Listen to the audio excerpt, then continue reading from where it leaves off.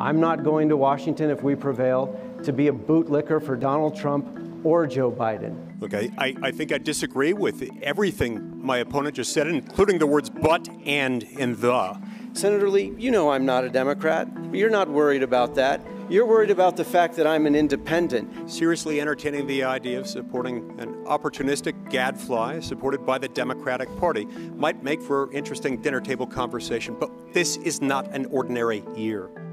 Politico calls it the strangest Senate race in America. But we just call it Utah politics. I'm Sage Miller. And I'm Sean Higgins. This week on State Street, we're talking about one of the most highly anticipated U.S. Senate races in the nation, the race between incumbent Utah Republican Mike Lee and independent Evan McMullin. That clip you just heard was from their one and only debate.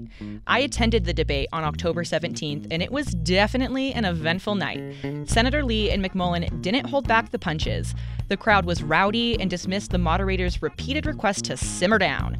But I will say, as a competitive debater in my former life, it was pretty meaty. The Lee-McMullin race is complicated. You have an incumbent in a heavily Republican state. He's being challenged by a former Republican who's now running as an independent, with the backing of the state's Democrats. And the race is super close, if you believe the polls. Aside from this Senate campaign, Evan McMullin's name might sound familiar. He was a CIA operative and a GOP staffer, and he actually ran for president against Donald Trump and Hillary Clinton in 2016. McMullin got 21% of Utah's vote for president that year, but he received less than 1% nationally. And get this, Senator Lee actually voted for McMullin in defiance of Donald Trump. But since then, his position has changed. Now, Lee is seen as a staunch ally of the former president. The whole backstory is one of the reasons why this race is wonky. For starters, Utah has been a reliably Republican state for a mighty long time. Yeah, the last time a Democrat won statewide office was 1996, when Jan Graham won re-election as Utah's attorney general. That was 26 years ago, and the state hasn't had a Democratic senator since Frank Moss lost re-election in 1976, after 3 terms. Statewide Republican candidates routinely win by double-digit margins these days. When Mitt Romney ran for Senate in 2018, he received nearly 63% of the vote. Plus, it's tough to beat an incumbent in Utah, or anywhere for that matter. It's true. Utah likes its Republicans, but what kind of Republicans? To hear more, I spoke with James Curry. He teaches political science at the University of Utah. Curry said, yes, Utah votes red, but that doesn't mean just anyone wins. Utahns are very Republican, but that doesn't always mean they're very conservative. And in fact, what you can usually say about Utah voters is that they tend to support relatively moderate center-right Republicans more than anything else, and they tend to support relatively moderate to center-right policies more than anything else if you poll them, which makes the state a little bit different from other states that are overwhelmingly Republican. So you see this having played out in the 2020 nomination contest for the gubernatorial race, where you had Spencer Cox and John Huntsman, both of whom were moderates, against a few other more conservative candidates, notably Greg Hughes. And Spencer Cox and John Huntsman one of them not only won, but they came in first and second in that nomination contest. What kind of sticks out to you about this Senate race? Well, it's different because, the vast majority of Senate races throughout the country feature a Democrat and a Republican and maybe a smattering of other independent candidates that poll under 1%. And so this is different because we have a conservative Republican in Mike Lee and then a conservative independent in Evan McMullin, who are facing off to decide who will win, and with that conservative independent having the endorsement of the state Democratic Party. So right off the bat, we're just talking about something very, very different than the norm. What exactly are you personally looking out for in this race? I'm looking out for just how well Evan McMullin does or doesn't do, because it's rare where we have independent candidates who have a chance to actually poll well and do well on Election Day. And by well, I mean win more than 5% of the vote.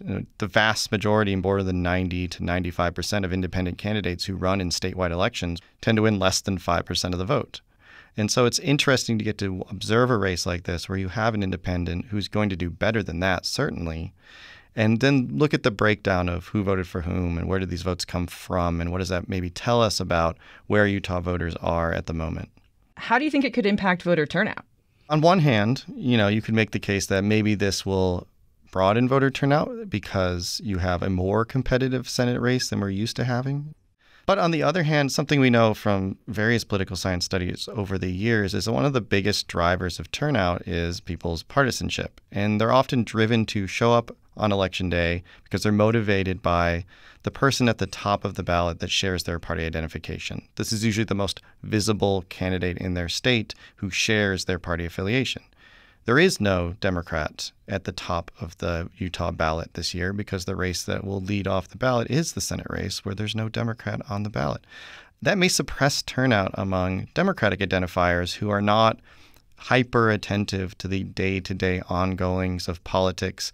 They may simply just see there's no Democrat running and then they may not show up, or if they're casting a mail-in ballot, just simply may not return it. So it's hard to gauge because you have competing forces there that may push in different directions.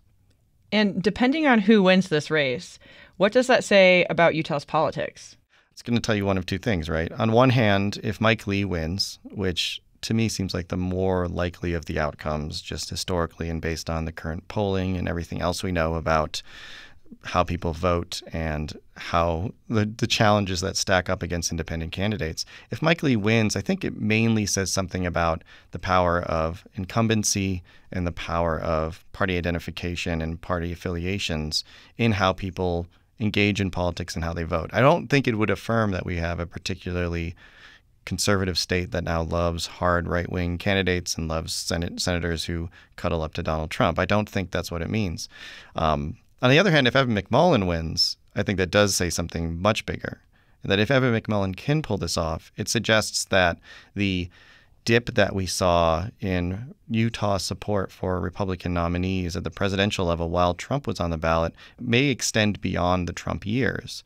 Notably, Trump did far worse than Mitt Romney did in 2012 or that John McCain did in 2008 or that George W. Bush did in 2004 in Utah among Republican voters and in general among voters. But if McMullin won, that suggests that there may be a broader fracturing between the types of voters who live in a place like Utah who affiliate with the Republican Party, including LDS voters, and where the National Republican Party is, that may pose a challenge for Republicans in this state long term. That was University of Utah Associate Professor of Political Science, James Curry. We're going to take a quick break, and when we come back, we'll dive into where Lee and McMullin stand on top policy issues. You're listening to State Street.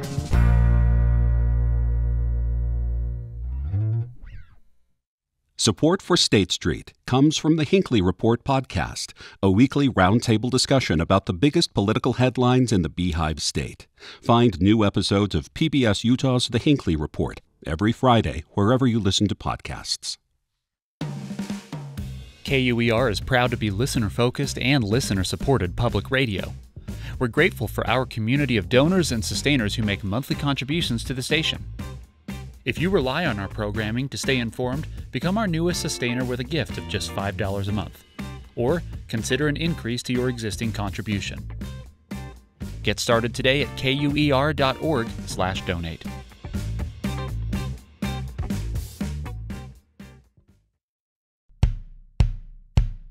You're listening to State Street. I'm Sage Miller. And I'm Sean Higgins.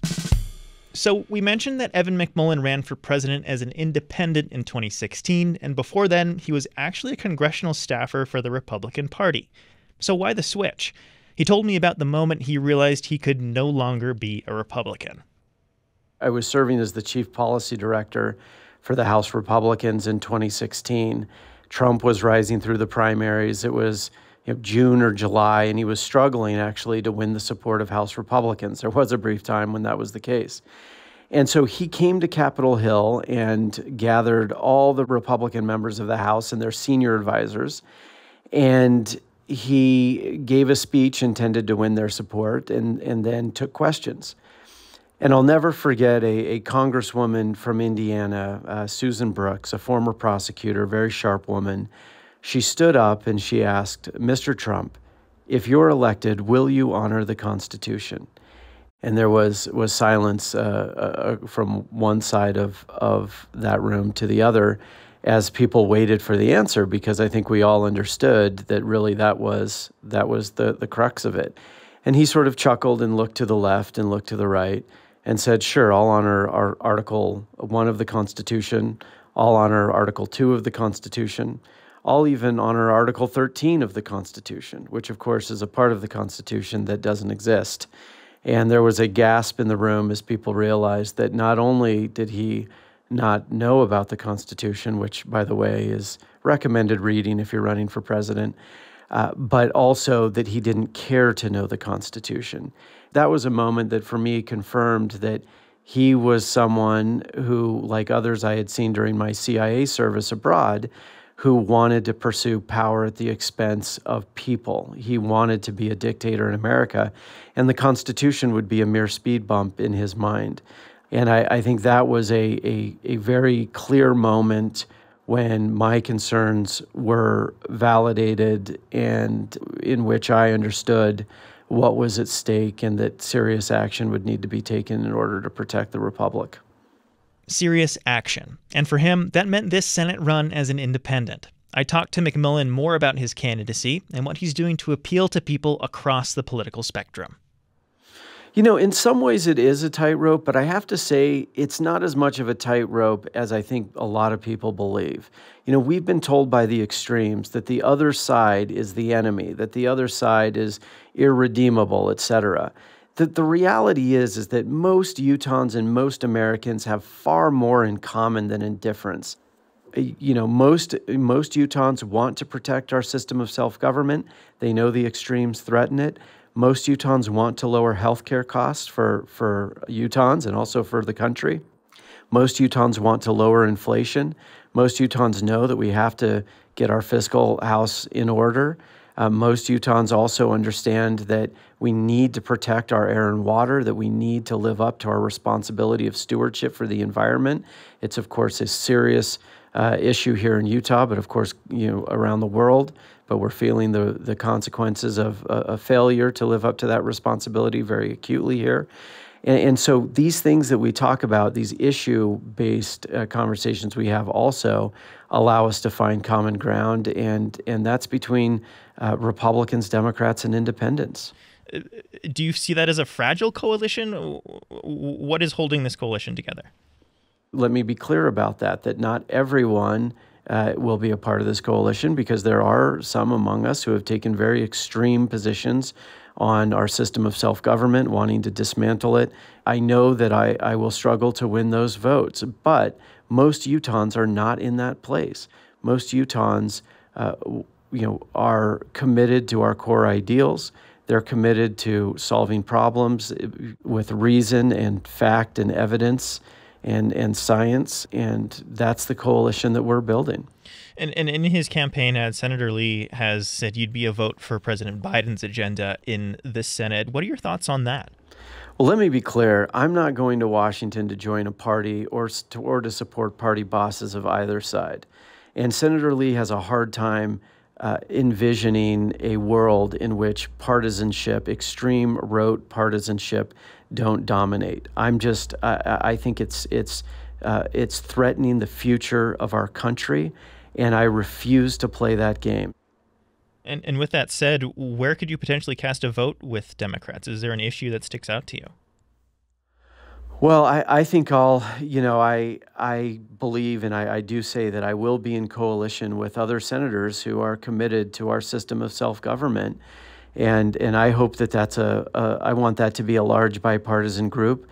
But certainly I agree with Democrats that we need to protect voting rights, for example. We need to shore up our democracy now. We have a narrow window, I believe, to do that. Certainly within the next few cycles, we will decide as a country whether we are still a democratic republic or whether we are going to head further down the road to authoritarianism. And we have an opportunity to stand up to it now and to strengthen our system of self-government now before it's too late. And I know that it's not only Democrats in the Senate who believe that. There are, I believe, at least a couple of Republican senators who understand the stakes right now, and I hope to bring them along too. But certainly I expect that I will vote with Democrats to shore up our system of self-government before it's too late. Independent U.S. Senate candidate Evan McMullin. Evan, thank you so much for joining State Street. Thank you. Thanks for having me. So we hear Evan McMullin framing himself as building a bipartisan coalition, especially to strengthen voting rights. One of the most common attacks we've seen against Senator Lee is that he's an obstructionist, not a coalition builder. Lee often votes no on bipartisan pieces of legislation, like the recent PACT Act to extend veteran health care benefits. He also first blocked, then voted for the establishment of a new National Historic Site at the location of a World War II Japanese internment camp in Colorado. We tried multiple times to have Senator Lee join us on State Street. He was unavailable, but we were able to talk to someone else close to the senator. Amelia Powers Gardner is a current Utah County Commissioner and co-chairs Lee's re-election campaign. I asked her about Lee's reputation as a no man. I think a lot of people don't realize the nuance of law.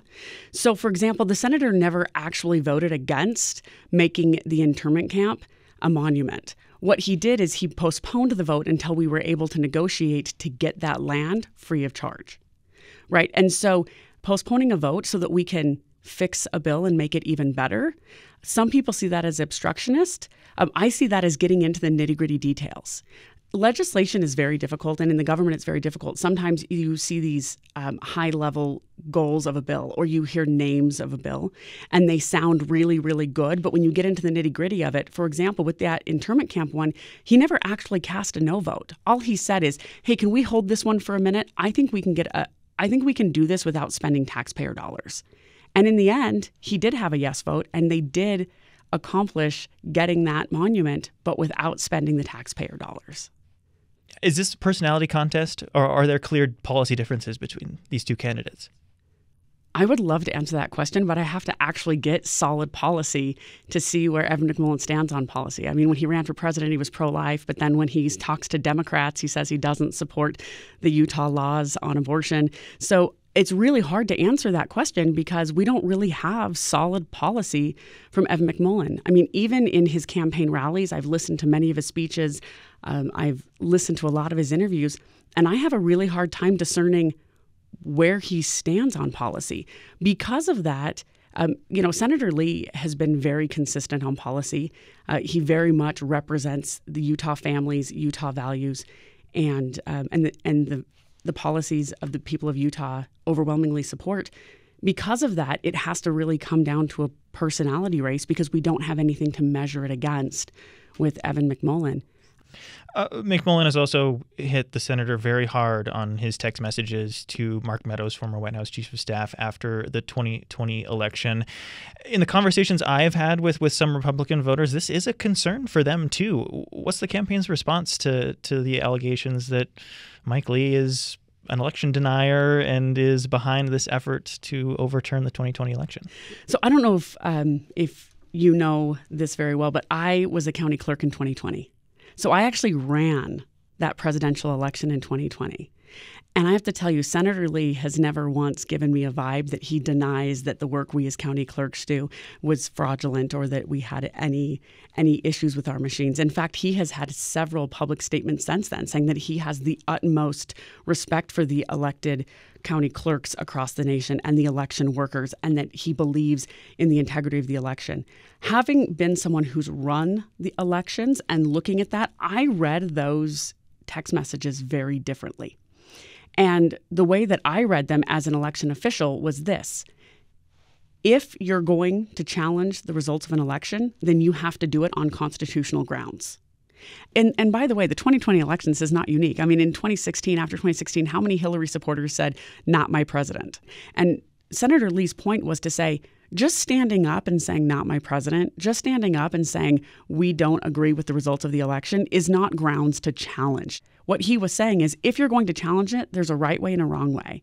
And then, by the way, why did he spend 14 hours a day making calls to state legislatures? It wasn't to convince them. It was to confirm with them that, do you plan on challenging these results? No? Okay. And then in the end, he actually gave a very impassioned speech on the Senate floor and said, our constitutional duty is to record the electoral votes, and that's what we're going to do. And then that's what he did. So I think, once again, it's just like the internment camp. They're claiming that Senator Lee voted against it. He never did. He just delayed the vote long enough to get a better deal for the people. In this case, I've never heard or seen him actually say that the election was fraudulent or that it was stolen. What do you tell a Republican who says they're thinking of casting a vote for Evan McMullin? I ask them if they know what Evan McMullin stands for. I mean, he didn't even own a home in Utah until 2021 when he was thinking he was going to run for Senate. Does he even know what the people of Utah want? I mean, I've been involved in this state for over a decade as a grassroots activist, and I've never seen Evan McMullin at a single political event. Right. So he's not actively involved with politics in Utah. He's not actively involved with the people of Utah. He only moved here to run for president. And I would say to them, do you actually even know what he stands for? Amelia Powers Gardner, thank you so much. Yeah, thank you. So, Sean, what does McMullin stand for? To answer that question, let's get back to what we heard at the very beginning of this episode, the debate at Utah Valley University. It was truly a hot and heavy debate. Both candidates looked directly at each other instead of the crowd or cameras. There were pointer fingers waving around. The audience frequently responded to remarks with boos and cheers, which really isn't allowed. And, of course, there were sarcastic digs coming from both sides. I called out President Trump all the time. I called him out in public and in private. On a train, in the rain, with a fox in a box, every time I got the chance. Well, Senator Lee, I think both you and I have had times of frustration over the last several years in the options being provided to us at the presidential level by both parties. In 2016, as you recall, you voted for me out of that frustration when you stood on principle, as you should have. You were there in person, and I was watching from afar, monitoring everything on social media. And I noticed the frequent interruptions, too. It was unlike any of the other debates we've covered this year. But in between all of the ruckus, the two candidates actually covered a lot of ground on the issues. And the debate aligned with a lot of what we heard from Utahns in our last episode when we took a road trip to see what's motivating voters. If you haven't heard that one, you can find it in the State Street feed. But yeah, Lee and McMullin addressed inflation, abortion, and they just couldn't help but talk about the 2020 election results. Senator Lee placed the blame for the current inflation situation squarely in the lap of President Joe Biden and the Democratic-controlled Congress. In the United States of America, there's only one cause of inflation. It's excessive spending by Congress. I will continue to fight every day to rein that in. We need a Republican-controlled Senate to do that. McMullin didn't necessarily agree, but he called out both parties for reckless spending when they're in power. And he accused Lee of being part of that problem. The funny thing is, they actually agreed with each other a lot. They are both self-identified conservatives, after all. That was particularly apparent in their stances on abortion. Not a whole lot of difference there. Both of them say they are pro-life, but McMullin added that he thinks there are other ways besides outright bans to make abortions rare. There is a more constructive way forward. It's making contraception more available, doing more to support women, children, and families, and imparting the right values to our youth. That's what we can do to lower the abortion rate in America. But their views clearly differed on what went down following the 2020 election.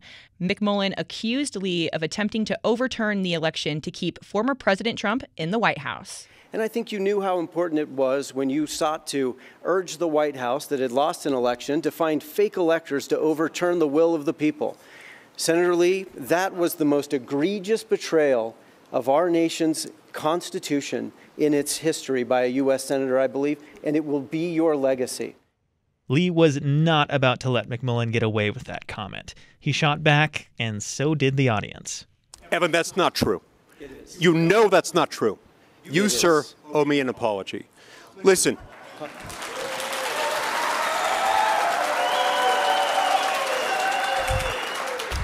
There were rumors circulating suggesting that some states were considering switching out their slates of electors. I made phone calls to figure out whether the rumors were true. The rumors were false. On that basis, I voted to certify the results of the election. Senator Lee, thank you. So that brings us to the big question. Does McMullin actually have a shot at unseating Lee? James Curry thinks McMullin could pull it off, but it won't be easy. He has a chance, but it depends on what you mean by like how good of a chance. I'd say his odds of winning are pretty low. We talked to Curry several weeks ago, and while he said he stands by his assessment, things have gotten tighter since then. The most recent Deseret News Hinckley Institute poll shows Lee and McMullin are neck and neck. Lee has the lead by just 4 points. In order for McMullin to win, some Republicans would have to cross over and vote for him. Curry doesn't think McMullin's talking points about Lee trying to overturn the 2020 election is enough for Republicans to hop ship. And so he would need to convince people who just generally don't care that much about Mike Lee's involvement in this that they should care about it. And that's probably a harder sell. I think it would have to be something new, something different. Maybe Mike Lee personally hid all those National Archives files in Trump's basement. I mean, something that's new and turns off another subset of voters in a new way that they haven't yet. And it would have to be a relatively substantively large amount, maybe another 10 to 15% of Utah voters that currently are inclined to vote for Mike Lee. Right now, polls show there's still a lot of undecided voters out there. The Hinckley poll says 12% have yet to make up their mind. Even then, the fact remains. It's tough to beat an incumbent. Polling website 538 flags the race as clearly favored for Lee.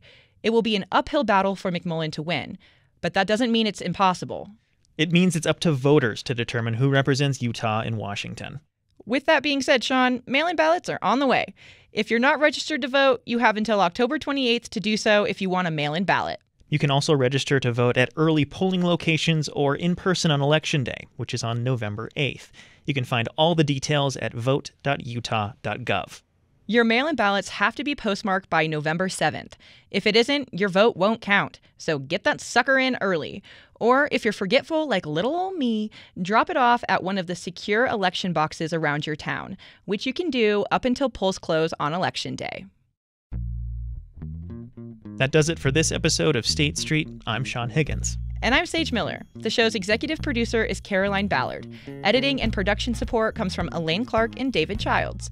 Our digital team includes Jim Hill, Renee Bright, Raquel Davis, and Eleanor Gomberg. State Street is a production of KUER. If you're a fan of the show, leave us a review on Apple Podcasts or wherever you're listening. It helps other listeners find State Street. See you next week, where we'll be diving into races you might not be paying attention to, but could have a huge impact on Utah's future.